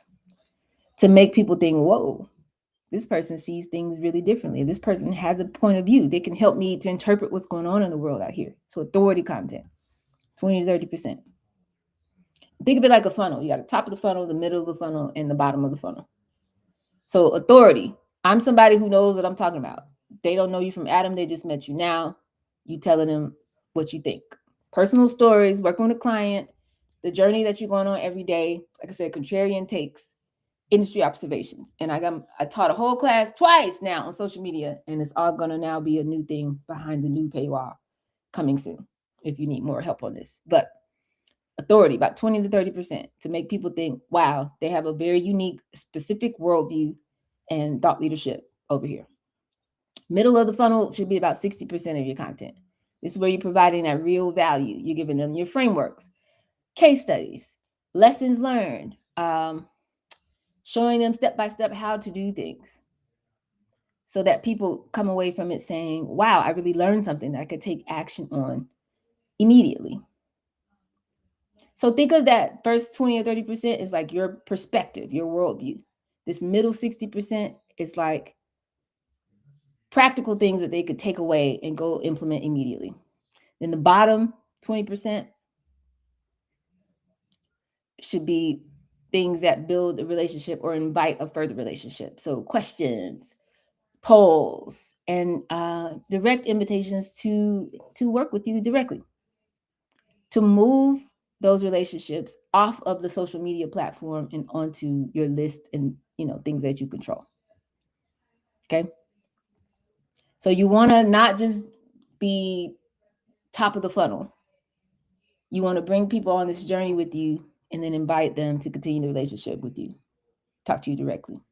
So if you're doing a lot of personal stories, a lot of hot takes, a lot of, just look at me, I'm walking around, watch me go shopping content, but you never put any substance behind it, you'll become famous on whatever platform you're on, hopefully, but it's not going to necessarily generate any business. And that's what I'm saying. It's a completely different business model. So if you want people to actually come off the platform and work with you, you got to make sure you have content to engage and show authority so they know who you are and know that you know what you're talking about.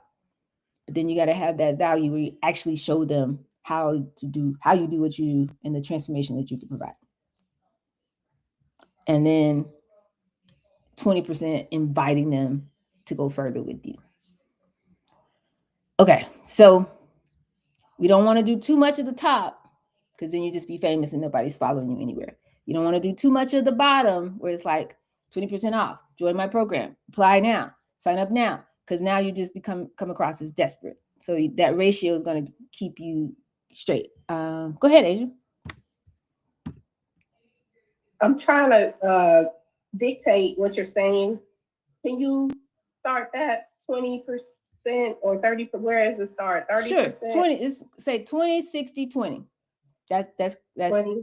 Yeah. Okay. So 20% authority content, personal stories, a day in the life, come shopping with me, or contrarian takes. Most people think you got to give up flavor to eat plant-based. That's not true. Let me show you how. Like that. And then like observations, just observations about headlines, stuff that's going on, current events, whatever, about your industry, whatever. That's authority content. That's showing people so they know who you are and they know that you know what you talk about and you have a very specific worldview. 20%. In the middle, 60% should be value content, meaning I'm showing you my actual frameworks. I'm teaching you a recipe. I'm giving you case studies. I'm showing you, I went into a client and started the meal prep thing, or I showed her how to, take her kitchen or pantry and totally go plant-based, whatever. Lessons that you learned along the journey, all of that kind of stuff. Value content. So people leave saying, wow, I learned something that I could take action on immediately. That'll be 60% of your content. And then the bottom, the last 20%, no more than 20% would be inviting them to a direct working relationship with you. So questions, polls, and direct invitations to engage,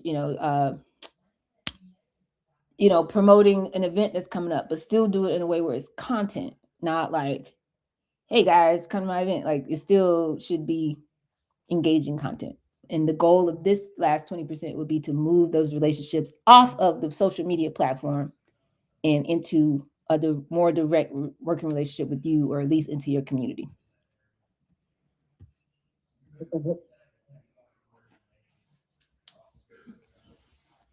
Got it?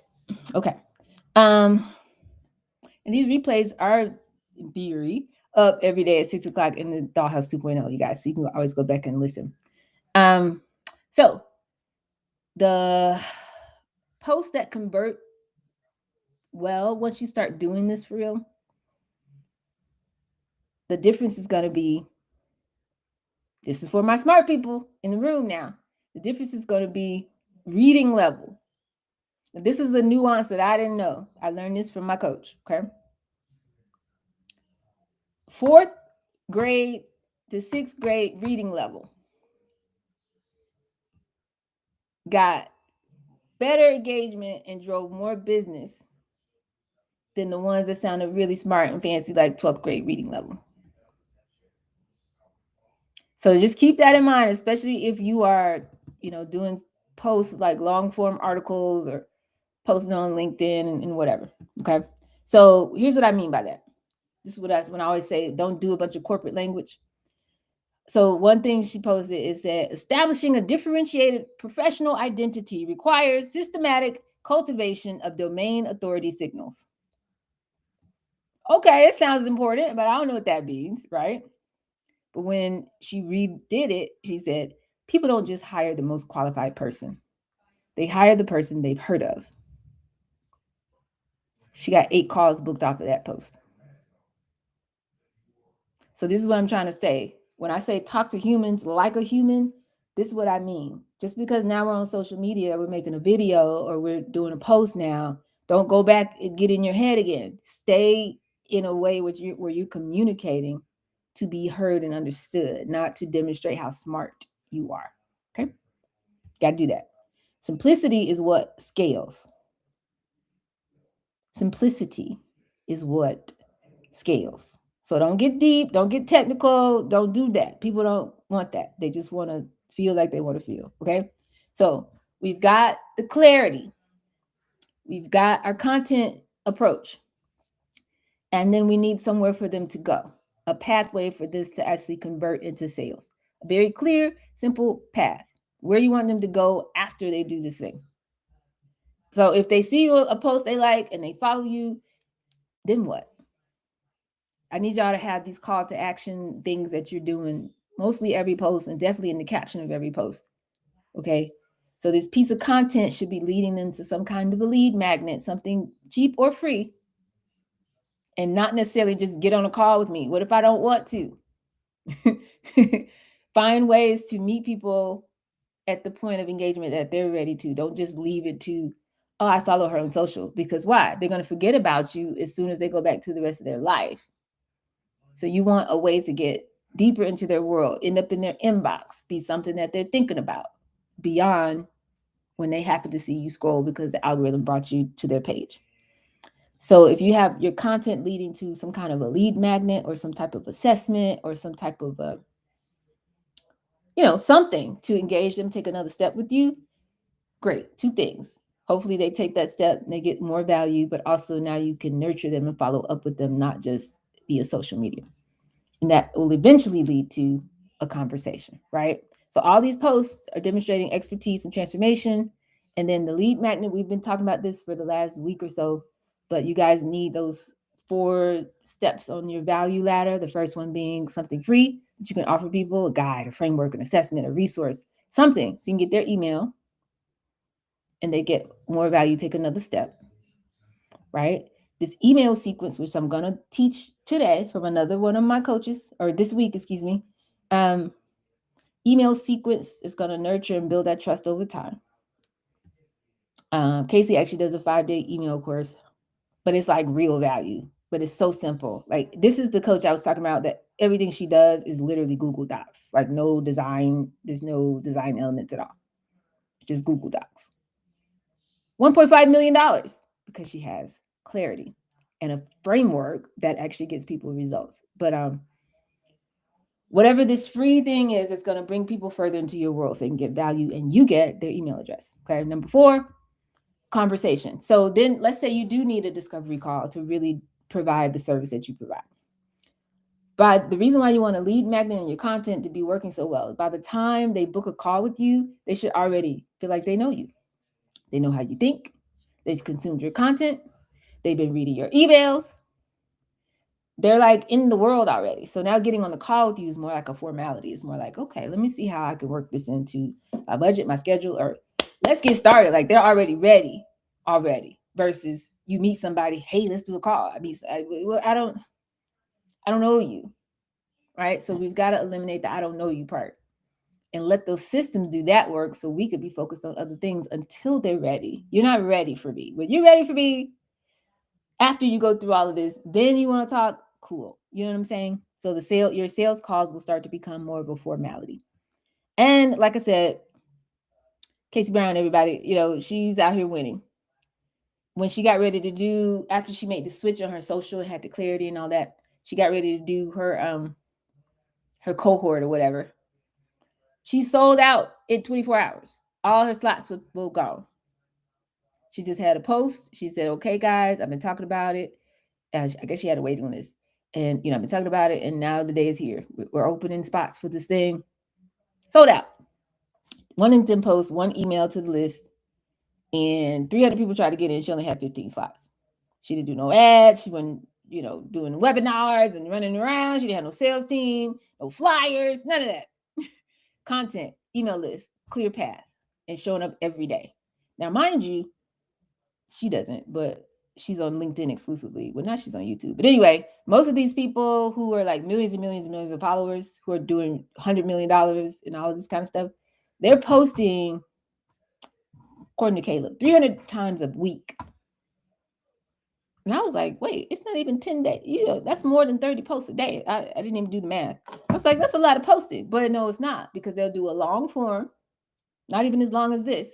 They'll do some long form about whatever topic.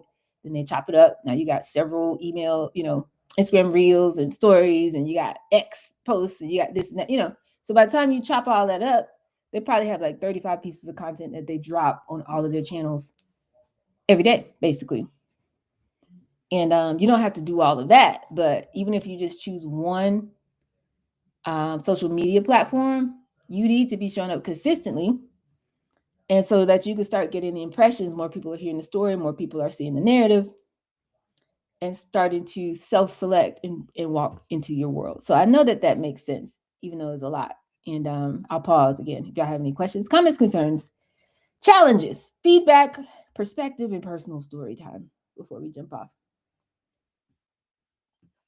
I was mentioning good afternoon. Hey. I did in at the tail end of all, and I appreciate the space.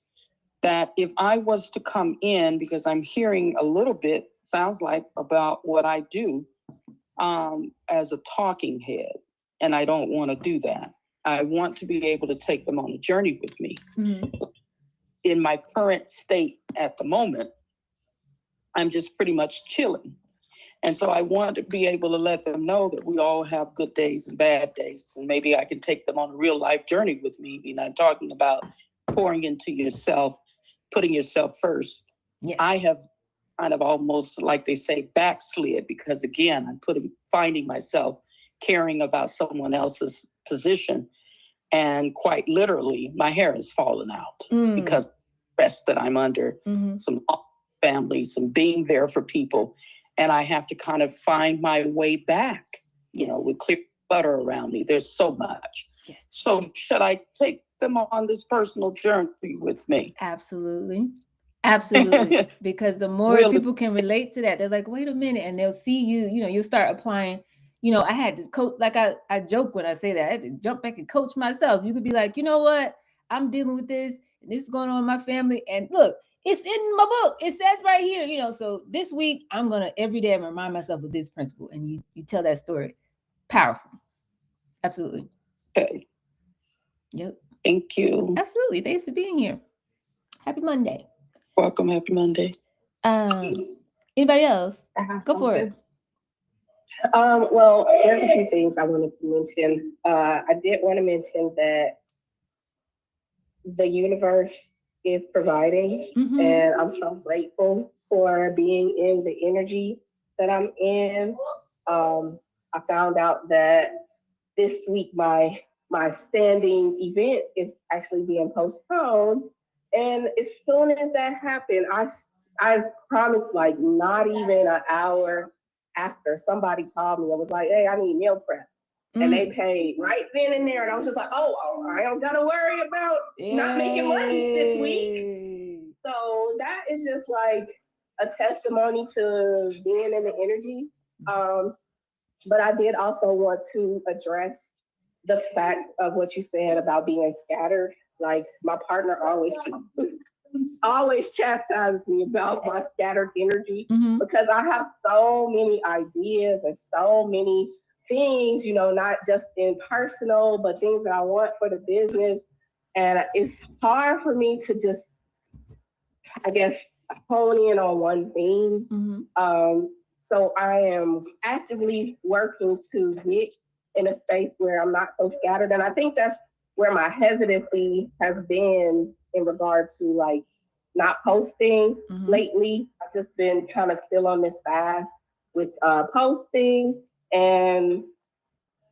But I've been listening to what you're saying and I've been taking notes and I'm like honing this in so that when I do make my comeback, that it's just going to be like awesome and amazing. Yeah. So I have like, this kind of persona that I want to present when I return. And I'm looking forward to the feedback that I get from that.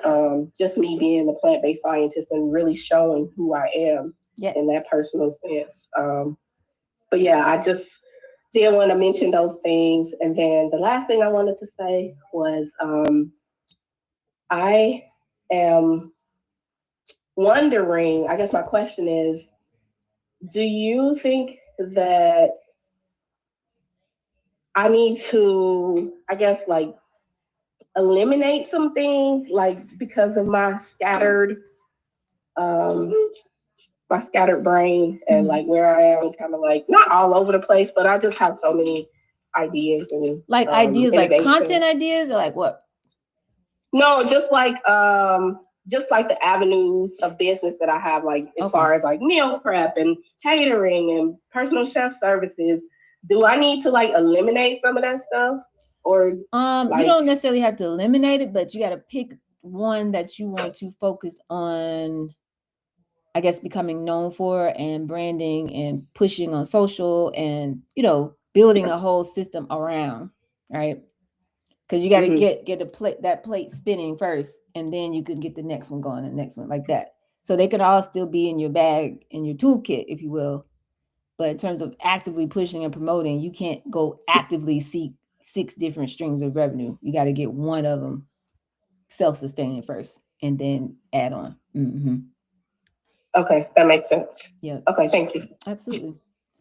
So, guys, we've learned a lot. We've learned a lot. If we get this clarity, the 6 questions that I gave you, and let me see, do I have this on where I could just share this little? It'll be in the Dollhouse 2.0. It'll be in the replay.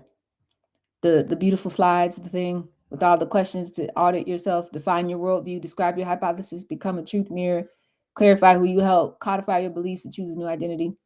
You'll have that. Okay. This is the fuel for your engine. All right. Because intuition is speaking. Now, that's where these ideas are coming from. Intuition is like, ooh, I could do this. Ooh, hey, your reticular activating system is doing the thing. That was the first 30 minutes of today. Your brain is going to do the thing. Once you say, I want to build a business in this, your brain is going to keep bringing you opportunities, ideas, ooh, insight. Ooh, I could do this. Ooh. It's a great thing. So it's our job to put that into some kind of structure. Okay, so get the clarity around, okay, exactly who am I serving? What am I doing right now? And zooming in on, if I have 10 things that I'm going to bring to the world, right now I'm starting on the first one. Because I got to get that going. Got to be known for that. Just like Aquagenuity. I mean, the things that we can do, the vision that I was given, okay, but I started with what's in your water. And people still to this day, they think all we do is sell test kits, and that's okay. You know what I'm saying? So that's the way to think about it. Like, we have all this other stuff. We got filter manufacturers in another country and all type of stuff going on. But what I became known for is what's in your water. And get these test kits out here. And so you get one plate spinning and then go ahead. So you get the clarity on that. Then reverse engineer your starting point. We went over that today. Knowing what outcome you really desire for this business. What do you need to be known for? What do you have to be doing? And what do you need to learn? That learning, that journey, and letting people see the transformation that you provide, that you take people on for yourself or for others, bring them into that world. That's where your social media starts. That's the direction with this engine. And then we just talked about building content that positions you as an authority in your space. So strategic positioning, where it helps you be known for one thing. And the one thing is, I'm the plant-based scientist. I can help you, all the flavor that you wanted, but just happens that it's good for you or whatever. Be known for one thing. We talked about the 20% positioning yourself, 60% value, where you're actually giving them something they could apply, and then 20% inviting them into a relationship with you off the platform at a good 4th to 6th grade reading level. We don't want to talk over people's heads. We want to meet them right where they are. Okay. And that gives you a conversion path. Now you have a way to bring new people in where it will your phone should start ringing every day. Content, lead magnet, nurture sequence, conversation with you. The good thing about this is, if you have already made it a habit to start going outside and talking to people, and then you turn on a social media strategy around it, it's going to compound. So the only difference, it should be that you having a face-to-face conversation with somebody should just be amplified and ultimately replaced by the content that you're posting on social media. But everything else on the back end should be the same. We're looking for systems now. Instead of one-off, I met this person and they just paid me randomly. It should start to feel more like a business. This gives you structure for your engine. So now we have a flywheel. I create content, the right people see it, they engage, they join my email list. We nurture the relationship, but it's automated. They might book a call or whatever. They might buy a little book here and there, but get a t-shirt, whatever. They become clients. Then they get results. Then they start referring other people. Then you create more content about those conversations and those results. And then it repeats. And that's a flywheel. Now it's going to spin faster and faster and faster. Every time you go around, it's going to get a little easier, because you're no longer pushing. Now you're pulling. Now you have an army of content, an army of videos, recipes, articles, live events, podcasts, and people, most importantly, that you've worked with, or who've even just seen this clear content from you and seen a transformation. They're involved, they're engaged, they are invested in your journey that you're going through. And now those people and those pieces of content work for you. They're telling your story when you're not there. That's when it becomes magnetic, where it's pulling things to you instead of you trying to push and drive and force all the time. So the engine is running. And everything is counterintuitive. The math is counterintuitive. Okay. So you don't need everybody. You don't need millions of people. You need the right people at the right time with the right message. Clarity on who you serve, a very clear strategy, clear positioning, and a conversion path. That's all you need to make tens of thousands of dollars a month. It's possible for every single person on this phone. And that's what I want. You don't need but a few hundred in your universe. You had a few hundred people really rocking with you. Everybody's life would already be changed at that point. Paying customers and clients, right? And by that time, you're going to be at capacity anyway. So make sure you ask yourself these questions. I've audited, giving you all the auditing that you need to do. It's going to be in the Dollhouse 2.0 by 6 o'clock. If I don't have a conflict, I'll be able to do it by 6. And you can pull it down and go through that yourself. If you need help with it, bettercalldoll.com. You know what to do.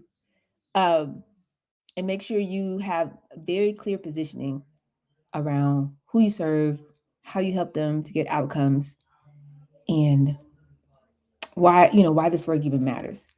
And that clarity will come through in your social, and it's going to be like night and day. It's going to feel very different to you. So any more questions, comments, concerns, challenges, feedback, perspectives, and personal story time before we jump off? I'm excited for you guys being here. Happy Monday. In spite of all that's coming, we're going to be all right. We really are. We really are. We just got to do this work and leverage the tools that we have to go faster. They work for us. So let's go faster. Anybody? All right. So if all hearts and minds are clear, y'all, I will see you on the next one. Until then, drink your water, mind your tea and grits, and build your business. I gotta go. We out, y'all. Pew!